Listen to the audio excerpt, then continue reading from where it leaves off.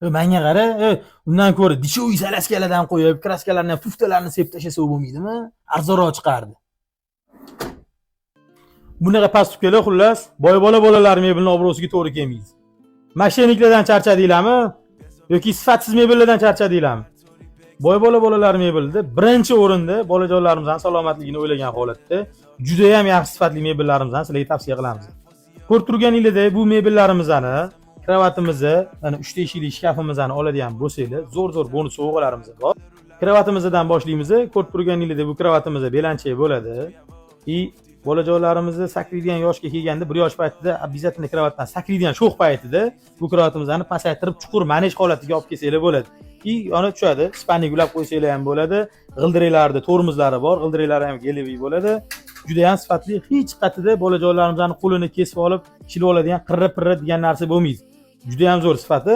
Ishkafimizga keladigan bo'lsa, razmerlari ham kattagina ko'rib turganingizdek.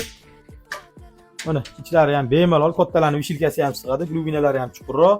Kelgan ko'p mijozlarimizdan eshitamiz, shkaf bolajonlarimizning ustiga adarilib ketgan narsalarni ham eshitamiz-da. Nimaga adariladi?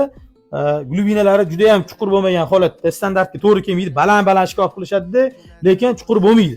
O'shaning hisobiga shkaf lo'pponlar bolajonlarimizdan ustiga tushib ketish ehtimoli ham bo'ladi. Endi ko'rib turganingizdek, masalan, kravatimiz bilan shkafimizni oladigan bo'lsanglar, bu setimizga sovg'a qilib, ovqatlanadigan stulchigimizni yotadi, o'tiradi, baland-past qilsanglar bo'ladi, bemalol. Endi bunga qo'shimcha sizga ko'rib turganingizdek, kir mashinalari o'zi bilan birga, setka, podstavka, gradus, chelik cho'michlari, xullas hamma narsasi o'zi bilan bo'ladigan vannichkamizni bu setimizga qo'shimcha ko'rib turganingizdek, shu mashhur bo'lib ketgan lulkamizni ham bonus qilib qo'shib beramiz. Bu sifatli mebelimizning narxiga keladigan bo'lsa, nechta pul deb o'ylaysizlar? $100 emas, atigi $1000 qilib beramiz. Bizning shiorimizni bilasizlar, sifat foydadan ustun. Xullas, hammalarni General Zor ko'chasidagi boy bolalar mebelda kutamiz.